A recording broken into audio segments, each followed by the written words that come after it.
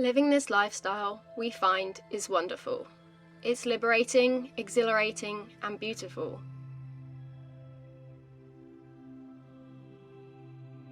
We get to breathe the cleanest of air, see the sunsets and sunrises many are asleep for, and feel what it really means to live hard.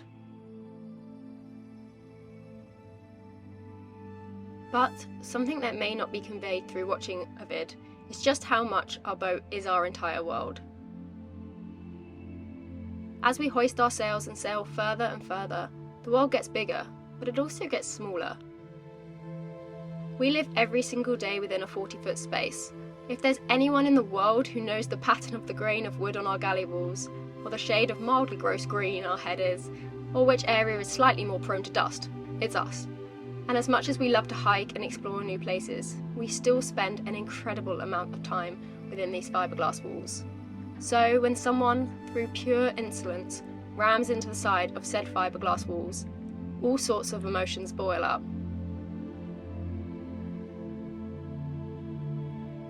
Our house, our home, our method of adventure, our hard work, our pride and joy, and, well, our whole life at the moment feels under attack.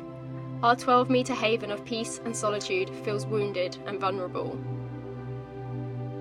You'll have to watch to learn the whole story, but for now, join us as we continue our voyage south to the beautiful island of Martinique, where we're in for the best of times and the worst. For those who have joined our story here, hi, we're Becka and Zach. We bought our boat Tay-Lee last March after saving for years, and after 6 months of figuring it all out in the UK, we ditched the lines and really started the adventure. So come along with us for the highs, the lows, and absolutely everything in between. Because we're not just doing it, we're bloody doing it.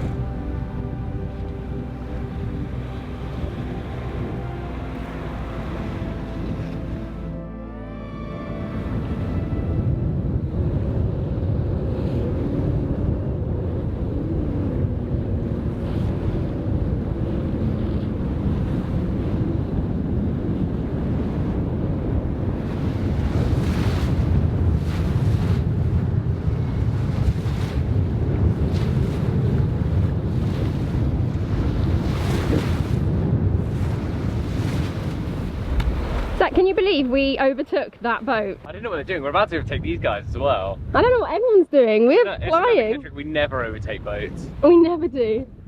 There's another Ketch rig. It looks really nice. Or you. Yeah, but that was miles ahead of us when we left.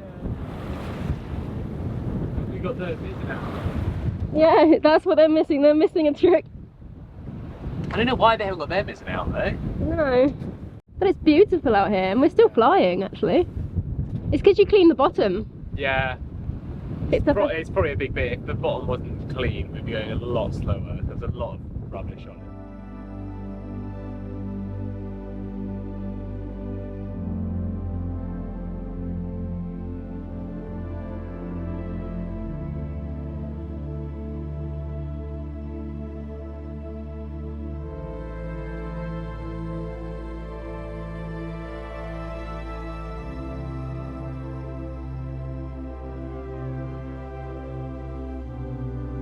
Choba, this is Tay-Lee. Change to channel 13, over.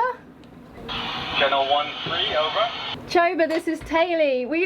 We just looked out to our port side and we think we can see you, over. Yeah, I think that's us. I got you on the AIS going forward to port, yeah. Ah, that's crazy. We finally passed each other for a flying visit, over. Yeah, that's insane. Too bad we didn't get to stop at the same place though, but yeah, this is happy sailing, isn't it? Yeah, it's beautiful out here. You guys look like you're flying along. Coming along nicely. We're doing about 6.5 average, I think. A bit faster earlier, a little bit ahead of you. There's more wind.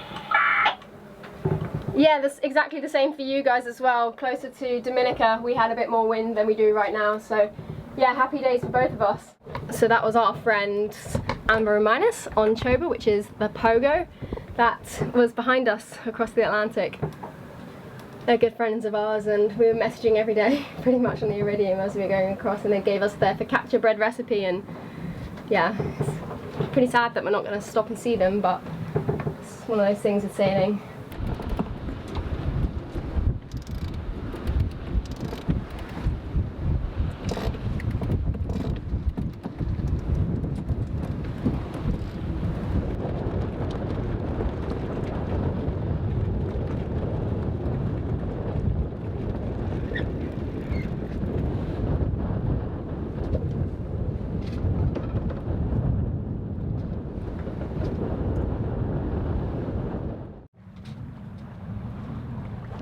Do you still have steerage?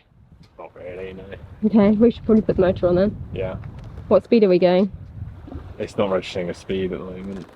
Yeah. We're moving, we're probably like a knot right now. It has just died. That's crazy, from all to nothing in literally a second. You can see the white horses out there.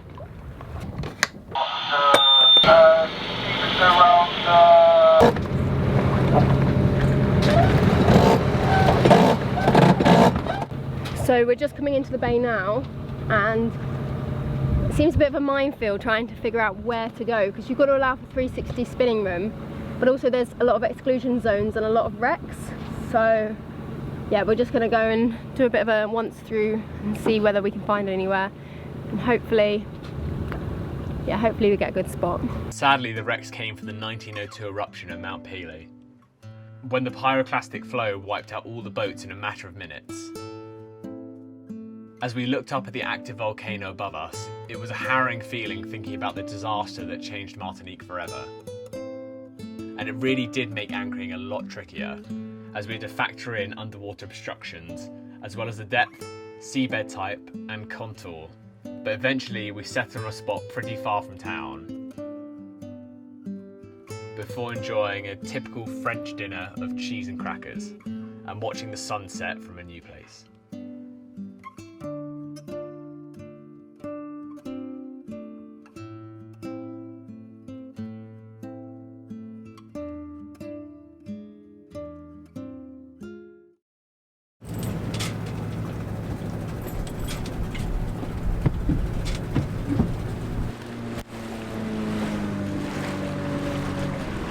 So we made it into town. We had to put a stern anchor on the dinghy because the waves coming into this bay are a bit savage at the moment.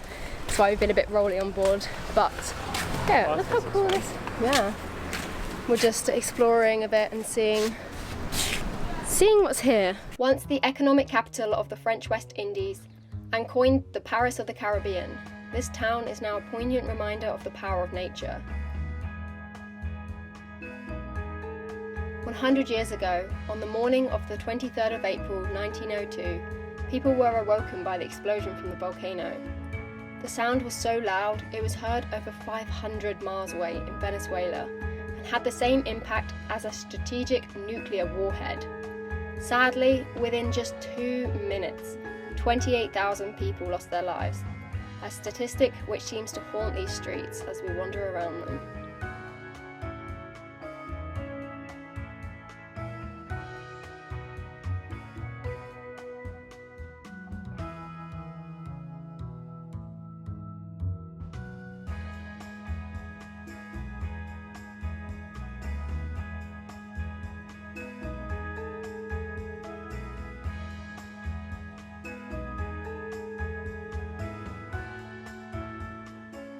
I don't know if you guys will be able to see this, but there's actually 2 birds trying to make a nest where our radar used to be, or where someone used to have a radar on this boat when we haven't filled it with anything yet.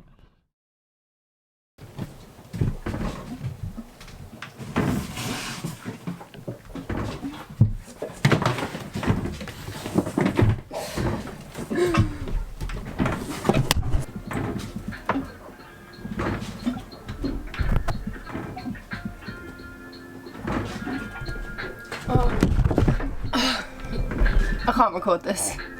Look at that.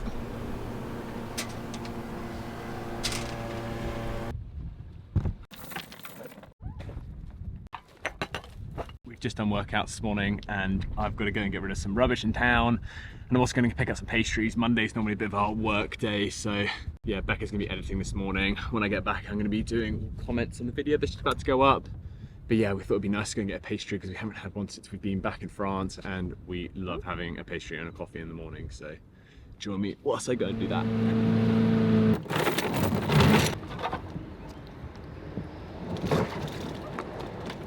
Deux croissants, une maxi pain chocolat.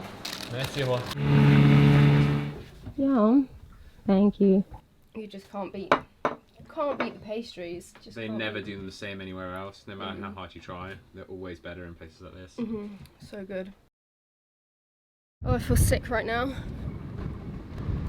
We just nearly, well, I don't know what happened, but a cat nearly, no one's dragged. That's a weird thing. I'll talk in a sec when I can compose myself, but that was a really quite scary moment.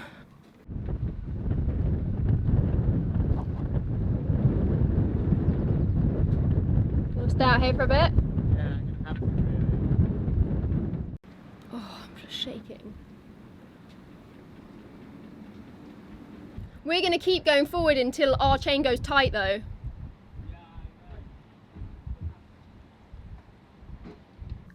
That was horrible. Absolutely horrible. Oh, we're so close to them. I was in my undies and I just grabbed some fenders and just sprint outside. We're so close to them still. We were here first, they should pick up. Oh, we were gonna hit, but they were just having lunch on their stern. Just like nothing's happening. Just such strange behaviour. But we're stern to the wind right now, so the current must be stronger than the wind. I think we must have got a lot of momentum up to go forward so fast over our chain. No idea what happened there. It's really weird. It's the first time that's happened. But we're right over our anchor is there. And we're right over it right now. This is crazy.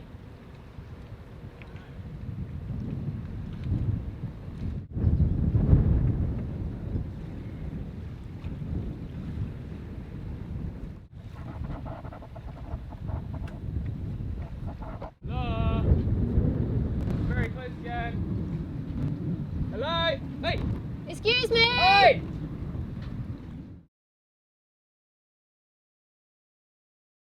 So, yeah, that happened.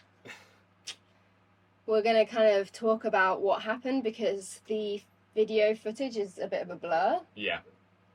And it's kind of hard to see what actually happened in the footage. So some background on it. Mhm. We arrived in the anchorage where we were in Saint-Pierre. On the Friday. On the It's Friday? like the Monday that this happened, yeah. Yeah, so we had already been there for a few days, found a nice kind of spot away from most people. We had seen us like swing around full 360 before we got off the boat and knew there wasn't anyone nearby. And we were holding so well. This other boat came and anchored. It was on the Sunday or Monday. Did they anchor on the Monday? Yeah, they anchored on the Monday. It was like 4 days after we anchored. Yeah, so they anchored a good bit after we had been there, and yeah, it seemed fine initially.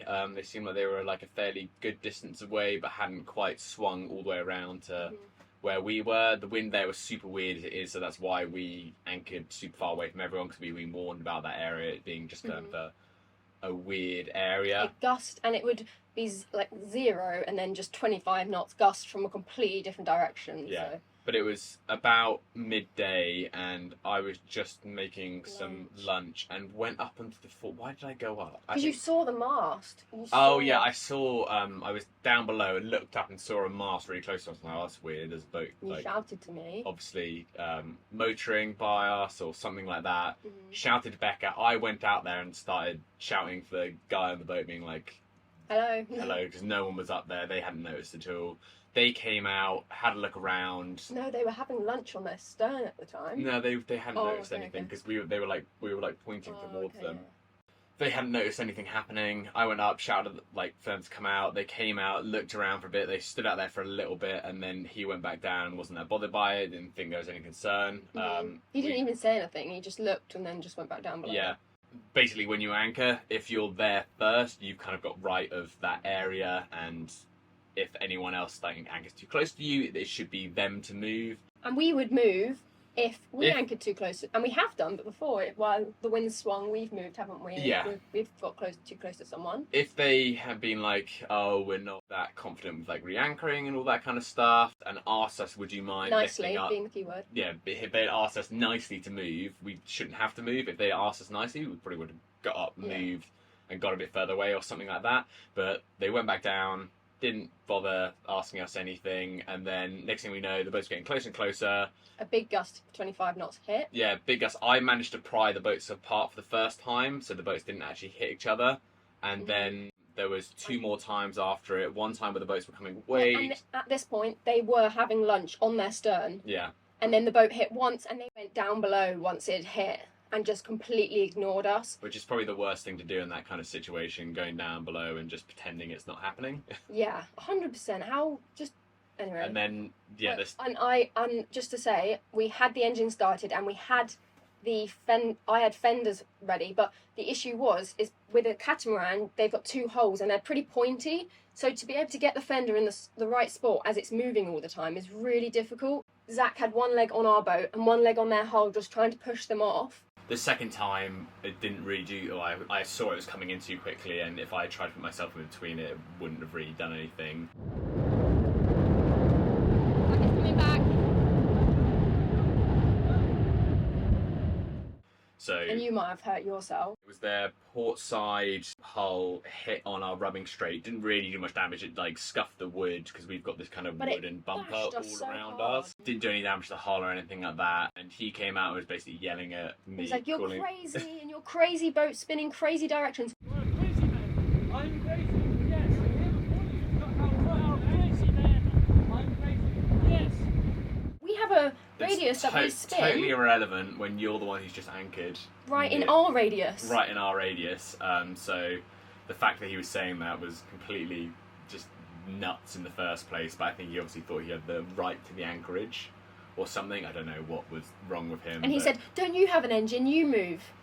Yeah, being very, very rude. But yeah, and then the second time that we hit, our bow roller went underneath their guardrail at the back and basically ripped off their guardrail at the back of their boat. Pulled it up, and he wasn't even bothered. And he still wasn't even bothered about it. Our lay up on our boat and anchor roller is incredibly solidly bolted down. It's a very strong bit of kit on the boat, so didn't do any damage to our boat, but did significant damage to theirs. And at this point, we were like, we're just going to get up and move. This is getting ridiculous. But we couldn't actually pick up because he was on top of our anchor. So we literally had to wait while our boats were together. We had to pry them apart and just wait for the wind to swing so we could...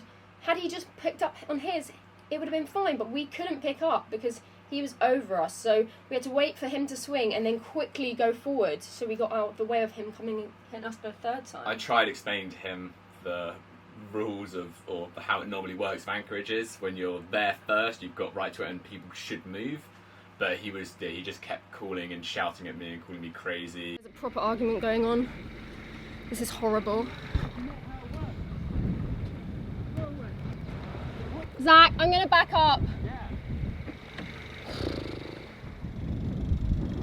And you weren't even like angry. I was fine until it really ploughed into the side of us, and then I just lost it. I'm so angry right now.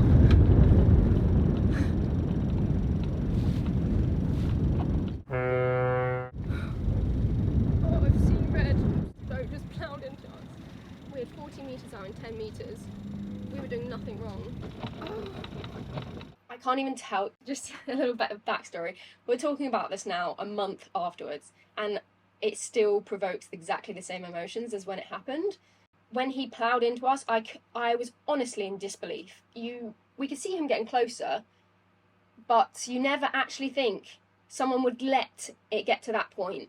And yeah, I was so mad in that moment. I was like, "You just hit our boat." I was so angry, and he was just like down below, not just ignoring it all. But yeah, we ended up picking up anchor, moving down to a point where it was even quieter than we already were. Well, initially we were like, "We're out, we're going. We hate this anchorage now, we're off." It's alright, yeah? All the way there now? How far is it? We could probably sail in this today, couldn't we? We don't really want to anchor further up there, do we? Maybe. Can you just get away from here? Yeah, I am. We're fine, Becca.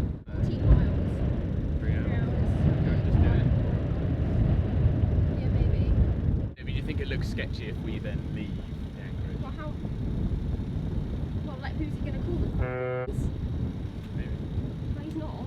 He didn't give a shit. Boat. Clearly. Otherwise Well, he'd be out there. Yeah, what do you think we should do? Just go. Yeah?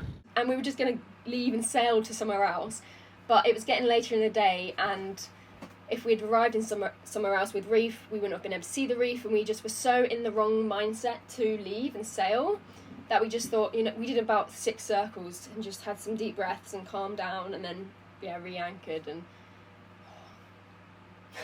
Yeah, but it was alright in the end. Nothing was really damaged in our boat or anything like that. He didn't come over and apologise or anything like that, even though we were only like a few hundred metres away from them still. They didn't say anything, do anything to make up for it.